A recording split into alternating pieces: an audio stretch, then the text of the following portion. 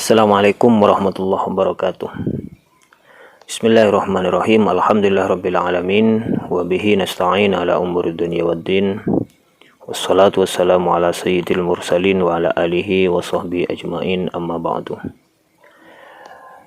Puji syukur kehadirat Allah subhanahu wa ta'ala, dimana saat ini kita diberikan nikmat sempat dan nikmat sehat sehingga bisa bermuwajahah secara virtual pada pertemuan yang keempat ini dalam mata kuliah Sejarah Pemikiran Ekonomi Islam.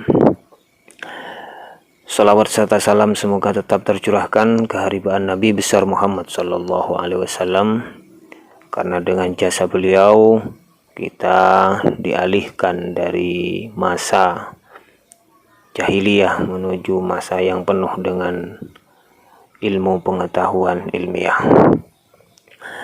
Untuk pertemuan yang keempat ini, saya akan menjelaskan tentang sejarah pemikiran ekonomi Islam pada masa Khulafaur Rasyidin.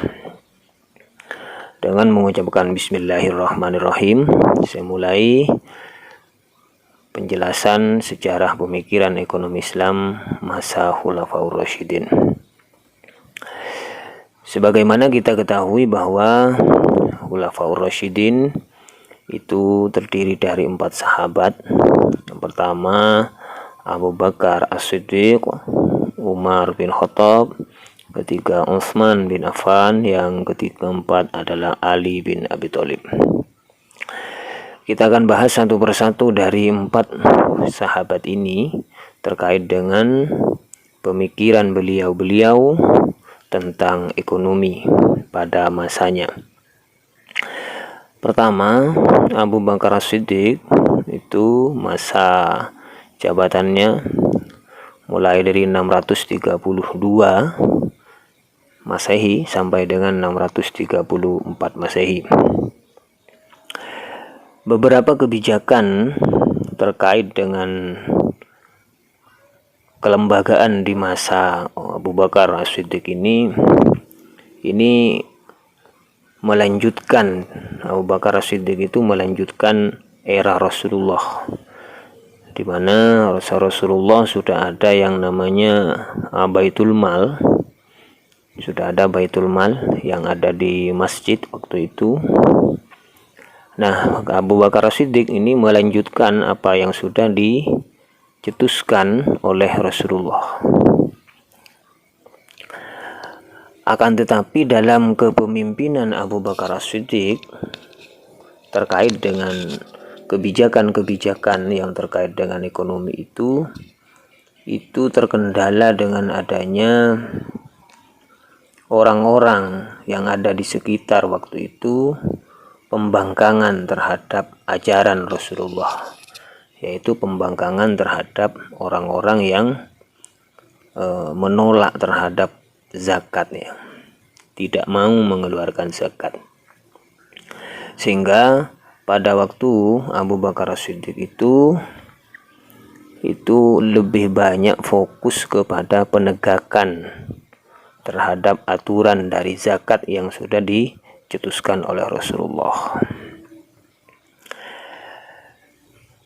Dan juga selain dari itu, zakat yang dipraktikkan pada zaman Abu Bakar As-Siddiq ini memperhatikan akurasi perhitungan zakat, ya, mulai dari distribusinya secara langsung dan merata kepada orang-orang yang berhak menerima zakat, di mana kita ketahui bahwa ada 8 asnaf yang berhak untuk menerima zakat, ya, ada 8 asnaf itu. Kebijakan yang diambil oleh Abu Bakar terkait dengan zakat itu menggunakan istilah agregat, ya, demand and supply, ya, yang pada akhirnya akan menaikkan pendapatan nasional dan memperkecil jurang pemisah antara yang kaya dan yang miskin. Sistem penyaluran Baitul Mal pada masa Abu Bakar As-Siddiq ini itu menggunakan prinsip balance budget polis, di mana kita ketahui bahwa dalam penerimaan negara itu ada istilah balance ya, ada istilah surplus ya, ada istilah defisit.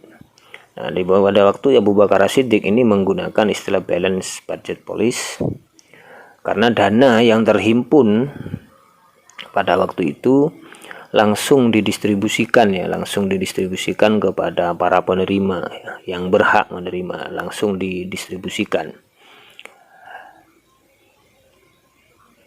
Pada zaman Abu Bakar As-Siddiq ini tidak banyak sebenarnya dalam beberapa buku sejarah ya tentang perekonomian waktu itu, karena Abu Bakar As-Siddiq ini kategorinya itu hanya melanjutkan apa yang sudah pernah dilakukan oleh Rasul terkait dalam kebijakan fiskal, terkait dengan bagaimana mengelola BMT, Baitul Mal. Itu kebijakan-kebijakan itu kebanyakan adalah mengikuti apa yang sudah dilakukan oleh Rasulullah. Yang kedua selanjutnya adalah Umar bin Khattab, di mana Umar bin Khattab ini menjadi pemimpin pada waktu itu dari 634 Masehi sampai dengan 644 Masehi. Perlu diketahui bersama bahwa dalam beberapa sejarah mengatakan bahwa Umar bin Khattab ini merupakan sahabat yang cerdas ya, yang salah satunya adalah berijtihad. Meskipun pada waktu Abu Bakar As-Siddiq kebanyakan sahabat tidak mau bersinggungan ya, karena berbeda pendapat dengan apa yang sudah dilakukan oleh Rasul. Tapi Umar bin Khattab membuat yang namanya ijtihad baru, di mana hal-hal yang tidak ada pada waktu masa Rasul itu dilakukan oleh sahabat Umar bin Khattab. Seperti yang diketahui bersama bahwa Umar bin Khattab ini merupakan salah satu sahabat yang berkontribusi, yang mempunyai kontribusi membangun Baitul Mal sebagai lembaga yang reguler dan permanen ya pada waktu masa Rasul. Ini perlu diketahui jamaah bahwa ide-ide dari Umar bin Khattab itu pada waktu masa Rasul dan pada waktu masa Abu Bakar As-Siddiq terkait dengan perekonomian itu tidak banyak disebut, tapi lebih fokus pada masa dirinya sendiri ya, Langkah yang dilakukan oleh Umar bin Khattab untuk mendirikan pusat lembaga Baitul Mal itu seperti yang pernah dilakukan oleh Rasul tentang kebijakan fiskal ya,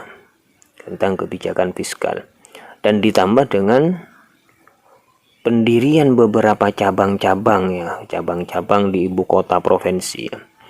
Kalau dulu pada waktu masa Rasul dan Abu Bakar itu fokus dalam satu negara ya, Madinah, tapi ketika di Umar bin Khattab ini mendirikan beberapa Baitul Mal, cabang dari Baitul Mal itu dari berbagai ibu kota provinsi, di mana pada waktu itu administrasi pemerintahan itu ada 8 provinsi yang dilakukan pemekaran waktu itu, mulai dari Mekah, Madinah, 3 Syria, Jazirah Arab, Basrah, Kufah, Palestina, 8 itu Mesir. Itu negara-negara pemerintahan ya, administrasi pemerintahan yang diatur oleh Umar bin Khattab, termasuk dari lembaga Baitul Mal itu disebar di 8 provinsi tersebut. Umar juga mengangkat beberapa akuntan yang diambil dari Persia. Itu jumlahnya sangat besar ya, karena pada waktu itu kategori Islam, kekuasaan Islam pada itu sudah mulai menyebar sehingga membutuhkan beberapa pencatat keuangan itu jangan membutuhkan jumlah yang sangat besar ya untuk mengatur pemasukan dan pengeluaran dari Baitul Mal yang didirikan itu. Ada beberapa hal yang dibiayai di Baitul Mal pada waktu itu.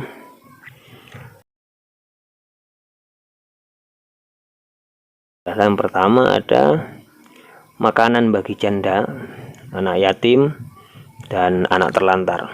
Ini menjadi fokus pada waktu itu dikarenakan beberapa sahabat yang gugur di beberapa peperangan dalam membela panji-panji Islam, sehingga banyak yang menjadi janda, banyak menjadi anak yatim, menjadi anak terlantar. Ini disubsidi melalui pembiayaan dari Baitul Mal itu. Nah, ini harusnya menjadi perhatian bagi negara, di mana negara harus turun tangan dalam pembiayaan ya, memberikan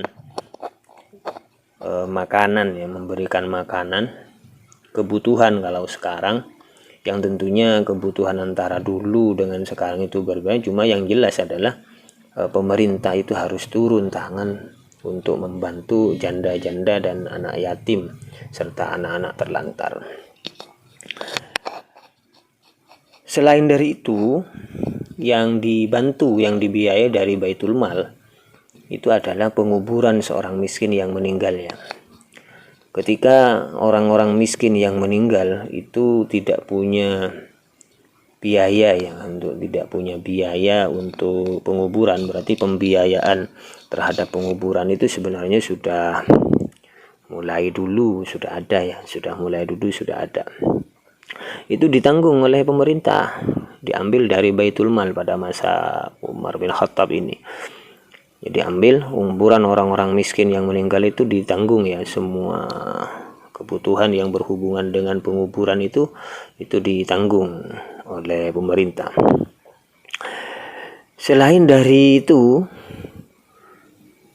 Baitul Mal juga membiayai utang-utang yang dimiliki oleh orang-orang yang bangkrut pada waktu itu.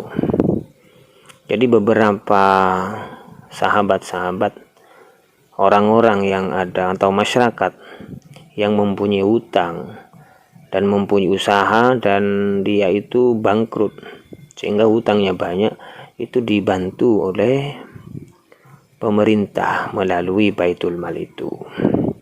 Tentunya dengan beberapa pertimbangan yang mungkin tidak sama dengan sekarang. Pertimbangannya adalah karena orang yang punya hutang karena bangkrut itu masuk dalam kategori orang yang berhak untuk menerima bantuan ya.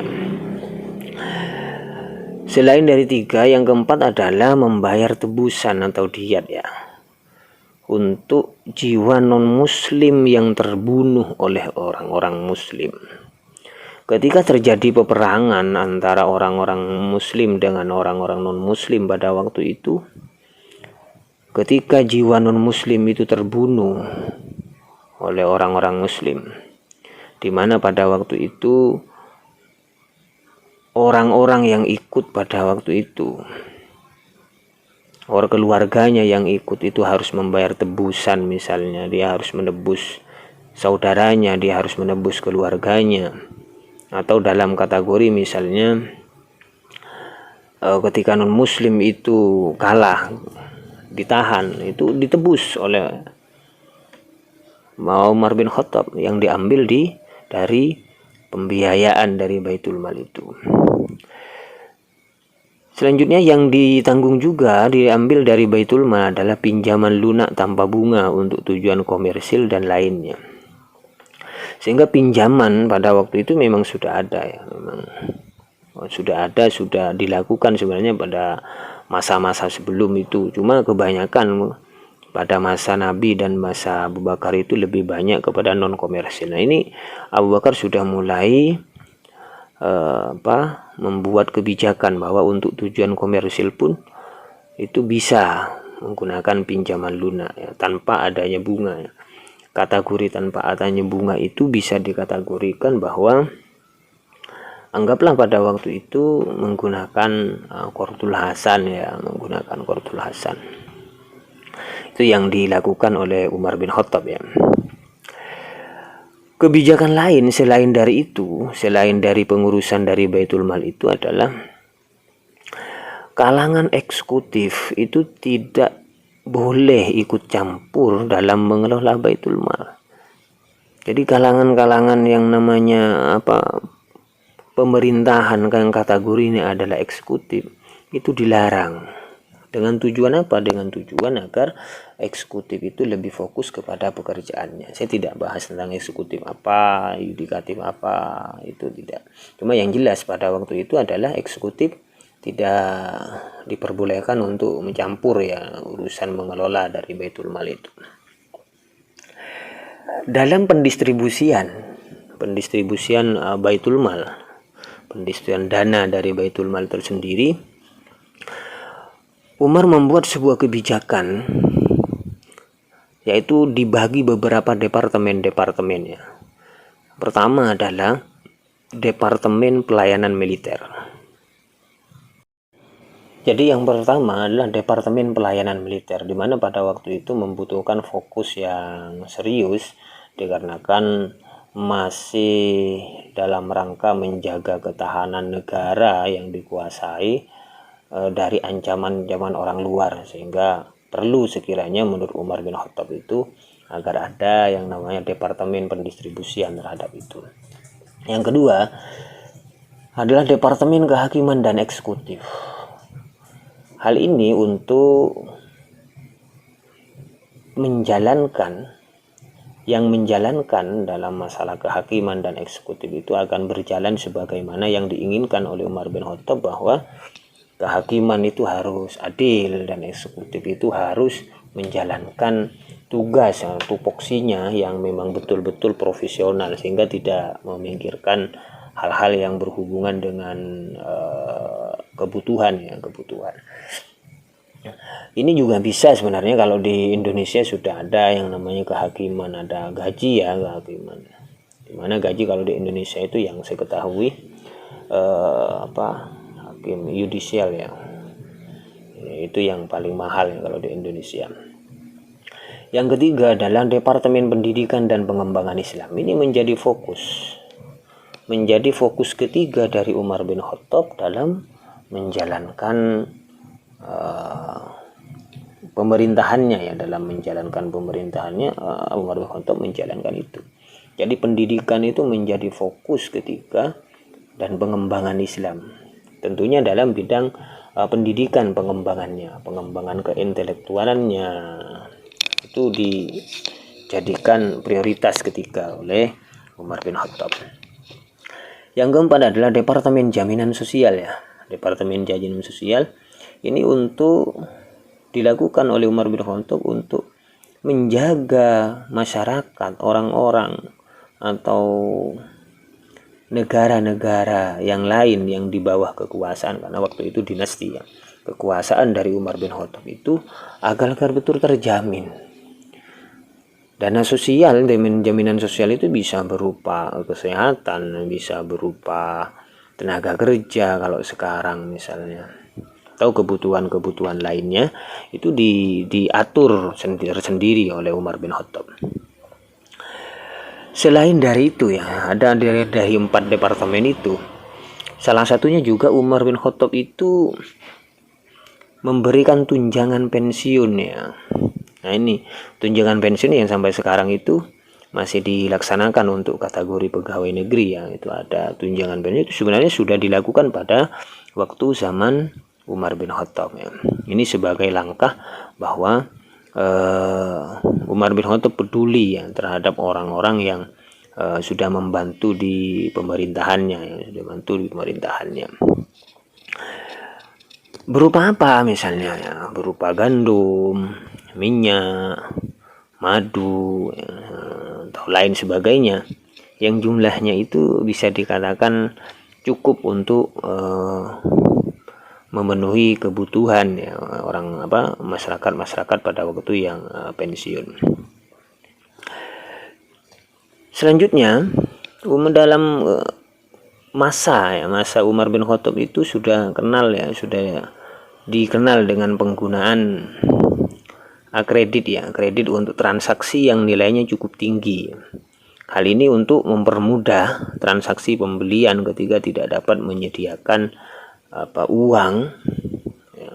uang atau alat pembayaran pada waktu itu, yaitu dari dinar dan dirham yang cepat. Sedangkan membutuhkan barang yang cepat misalnya, tapi karena penyediaan dinar dan dirhamnya masih menunggu, ya bisa melakukan dengan penggunaan kredit itu, tentunya dengan apa yang sudah disampaikan di awal bahwa itu adalah tanpa bunga.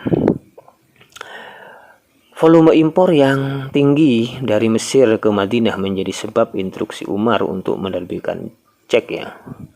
Ya sudah mulai tentunya ceknya tidak sama dengan yang sangat sederhana mungkin pada waktu itu. Cuma yang jelas adalah sudah mulai ada yang namanya cek pada waktu itu. Selain dari cek, sudah mulai ada yang namanya surat utang, ada sudah wesel tagih, misalnya itu sudah ada. Akan tetapi hal tersebut hanya sebatas fasilitas yang mendukung transaksi tunai dan kredit. Itu pun yang diperbolehkan dalam Islam ya, dan tidak dikelola dalam utang, dalam proses pasar utang ya. Jadi memang pasar utang itu maksudnya Umar bin Khattab lebih memfokuskan kepada tunai ya, sebenarnya lebih mengutamakan hal-hal yang tunai daripada hal yang utang itu, meskipun sudah ada prakteknya pada waktu itu tentang masalah utang tersebut. Pada masa Umar bin Khattab juga, Umar sudah membangun yang namanya peradilan ya, peradilan yang independen dan terpisah dengan pemerintahan, di mana peradilan itu dipimpin oleh kodi ya, kodi kalau istilahnya ya, yang ditunjuk oleh Umar. Tidak hanya menunjuk, tapi Umar juga memberikan gaji ya untuk kodi tersebut, serta memberikan dana untuk membangun kantor yang terpisah dari kantor eksekutif. Jadi pada waktu itu sudah ada peradilan yang independen, dan pada waktu masa Umar bin Khattab ini kategorinya adalah memang lebih tegas ya. Ini terbukti dari beberapa kasus-kasus ketika terjadi beberapa kasus di kepemimpinan ya Umar bin As pada waktu itu menjadi pemimpin. Itu ingin ada penggusuran buat jalan oleh negara, itu perintah negara, tapi jalan itu sampai pada mengenai rumah dari orang Yahudi ya, mengenai orang Yahudi. Nah, itu dipaksa oleh Umar bin As agar rumahnya itu dipindah, tapi yang si Yahudi itu tidak mau. Bahkan oleh Umar bin As mau dibeli juga tidak mau, karena dia hanya milik tanahnya itu adalah satu-satunya, tidak mau dipindah dan tidak mau dibeli. Sehingga Umar bin As maksa ya, tetap harus jalan. Ini untuk urusan negara loh, ini untuk urusan negara. Itu pun orang Yahudi. Kategorinya kalau sekarang adalah orang-orang minoritas pada waktu itu.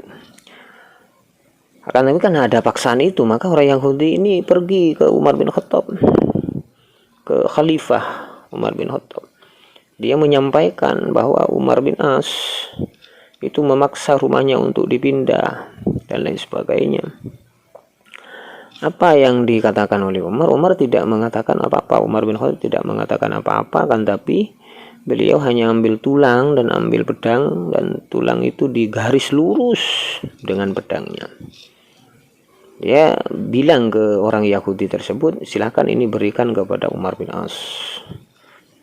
Setelah nyampai diberikan Umar bin As, terkejut yang namanya Umar bin As itu dengan adanya tulang itu, tulang yang ada garis pedangnya itu yang lurus sekali.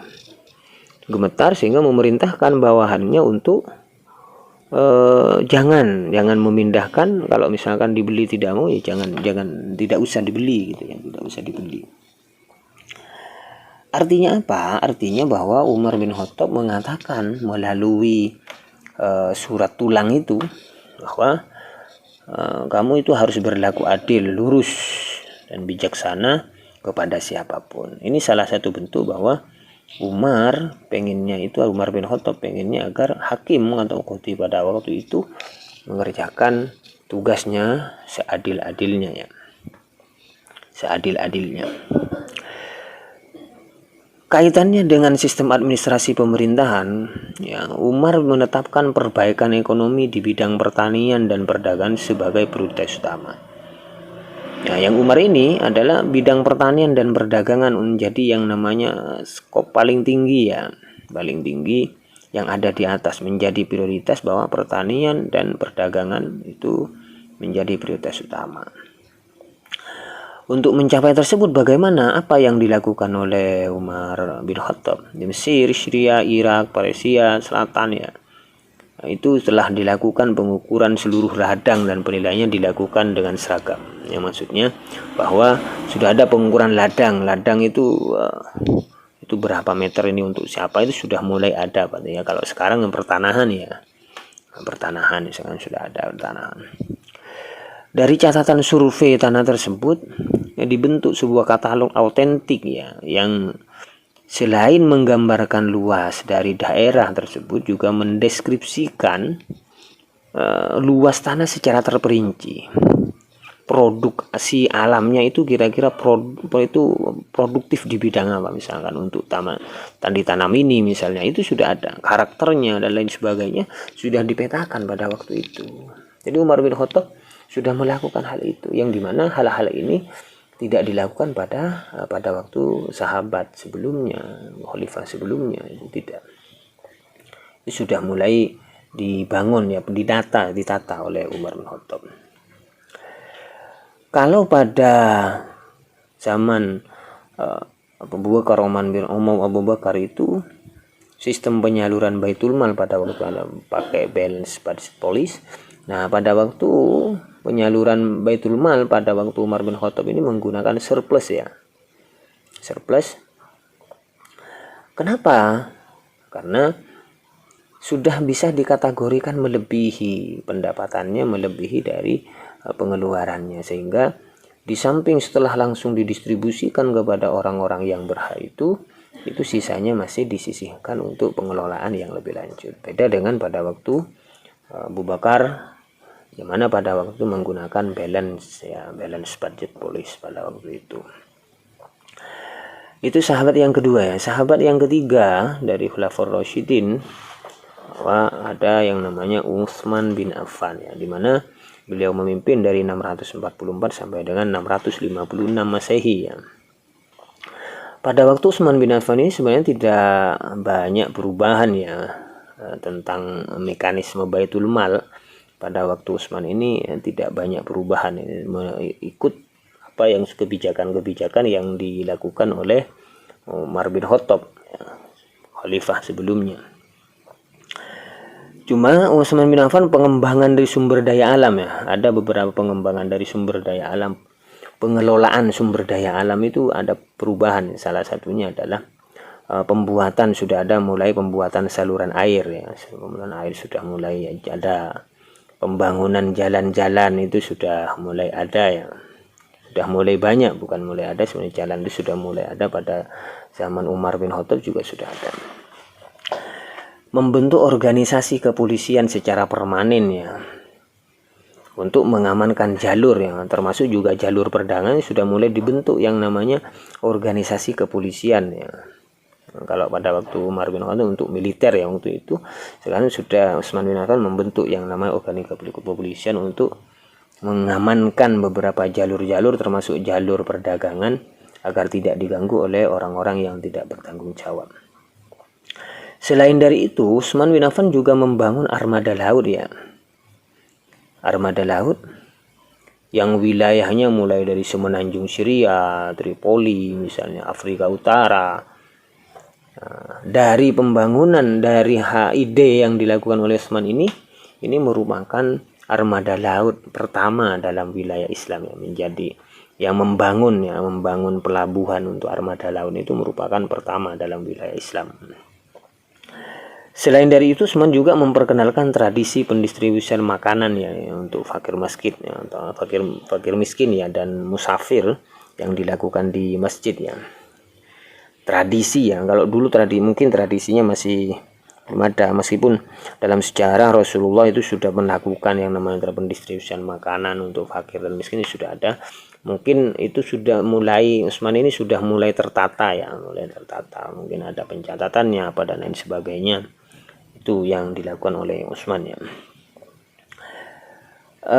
Masalah yang berhubungan dengan harga ya, dengan harga, meskipun tidak ada pengontrolan harga seperti halnya khalifah sebelumnya ya, karena diserahkan pada mekanisme pasar ya, mekanisme pasar. Utsman bin Affan tetap berusaha agar memperoleh informasi yang akurat tentang kondisi harga di pasaran ya, meskipun tidak jauh dalam hal-hal penentuan harga. Cuma yang jelas adalah Utsman sebagai pemimpin juga memantau tentang harga-harga yang terjadi di pasaran. Sehingga bagaimana yang dilakukan oleh Utsman dalam hal itu adalah setelah pendistribusian atau mengetahui yang namanya harga-harga di pasaran itu, Utsman bin Affan mengumumkan, mensosialisasikan kepada sahabat-sahabatnya, kepada masyarakat pada waktu itu, pada kaum muslimin tentang harga-harga yang ada di pasaran. Tentang harga di pasaran itu dilakukan di mana? Ya setelah sholat berjamaah. Berarti seperti apa yang disampaikan di awal beberapa pertemuan yang lalu, bahwa masjid tidak hanya berfungsi untuk ibadah mahdoh saja ya. Bagaimana penyaluran Baitul Mal, sistem yang dilakukan oleh Utsman bin Affan, yaitu adalah menggunakan sama seperti Umar bin Khattab, yaitu surplus budget polis ya. Karena memang ada sisa ya, pada waktu itu sudah ada sisa dari pengumpulan Baitul Mal sudah sisa, sehingga sisanya nanti ditahan dulu untuk digunakan ketika terjadi sesuatu. Yang terakhir adalah Ali bin Abi Thalib ya, di mana beliau menjadi khalifah mulai dari 656 sampai 661 Masehi ya.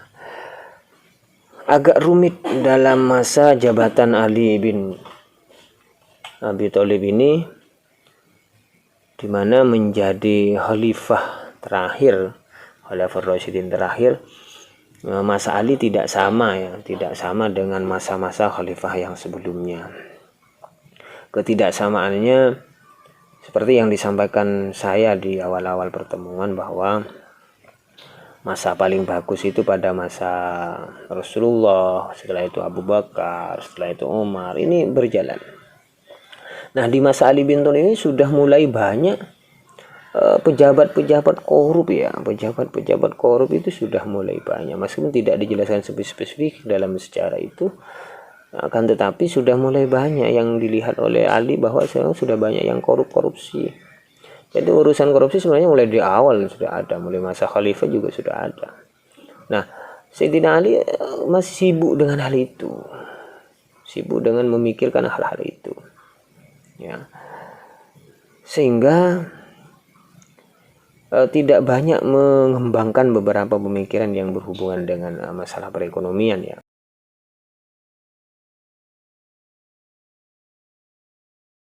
Baitul Mal ya, juga dikelola Baitul Mal pada waktu itu oleh Ali bin Abi Thalib ya, berbeda dengan Umar bin Utsman ya, yang pada waktu Umar bin dan Utsman itu beliau menyetarakan ya pembagian Baitul Mal ya, setelah sebelumnya diklasifikasikan menurut jasa masing-masing ya, sesuai dengan pembagian itu ya.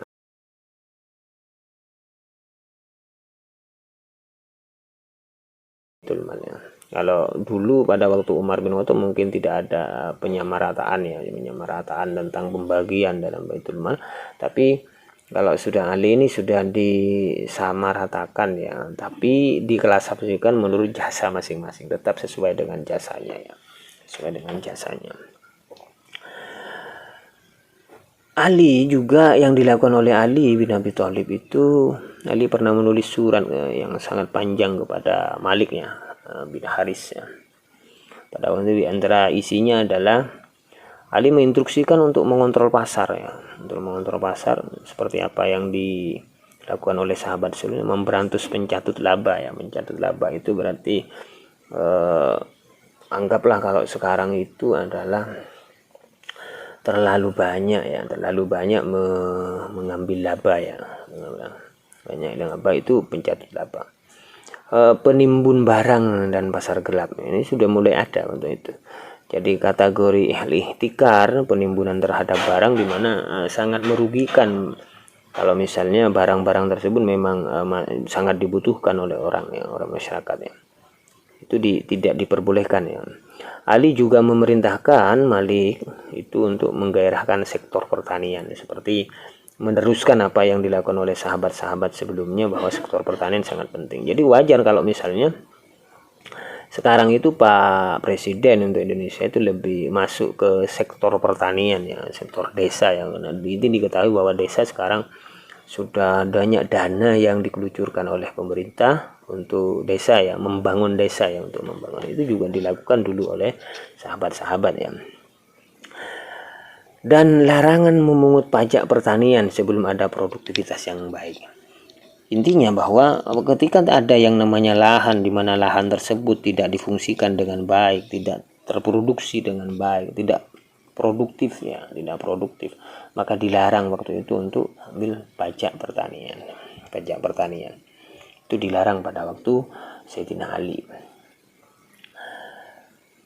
Sistem penyaluran dalam Baitul Mal itu pemerintahan Ali sama dengan sistemnya Baitul Mal pada Abu Bakar ya. Itu menggunakan balance budget, karena banyak terkuras pada waktu itu adalah dalam pembiayaan pemberantasan yang dilakukan oleh pemberantasan orang-orang yang tidak sepaham dengan pemerintahan Ali bin Abi Thalib, sehingga banyak mengeluarkan dana besar, sehingga kembali kepada sistem yang dilakukan oleh Abu Bakar ya, balance budget policy ya. Perlu diketahui bahwa pada zaman Ali terjadi banyak konflik ya, sehingga ada salah satu sahabat yang nanya pada Sayyidina Ali pada waktu itu, ya Ali, kenapa pada masa sebelum Sayyidina Ali, Abu Bakar, Utsman, Ali itu adem, misalnya sahabat yang ikut perintahnya khalifah, tapi ketika masa ini kenapa banyak pemberontakan? Jawaban Ali pada waktu itu sangat simpel, yaitu adalah karena dulu pada waktu masa Rasul, Abu Bakar, Utsman, Ali, Umar, Utsman, Ali Utsman itu sahabatnya seperti orang-orangnya, kaum musliminnya sama dengan Sayyidina Ali, semua rata-rata seperti itu. Ketika Sayyidina Ali memimpin, ternyata umatnya seperti kamu. Ini gojlokan Sayyidina Ali terhadap orang yang mempertanyakan tentang keadaan pada waktu itu. Ini sama dengan apa yang disampaikan beberapa kaidah atau hadis atau kamakol itu tentang mamin yaumin, kata Rasul, mamin yaumin illa wa ba'dahu syarrun, bahwa nanti zaman itu tambah tidak baik yang kategorinya tidak dari segala hal ya, dari segala hal. Oke. Itu saja yang bisa saya sampaikan, penjelasan dari pemikiran ekonomi pada sahabat Nabi, mulai dari Abu Bakar, Umar, Utsman, dan Ali. Kurang lebihnya mohon maaf. Wallahul muwaffiq ila aqwamit thoriq. Wassalamualaikum warahmatullahi wabarakatuh.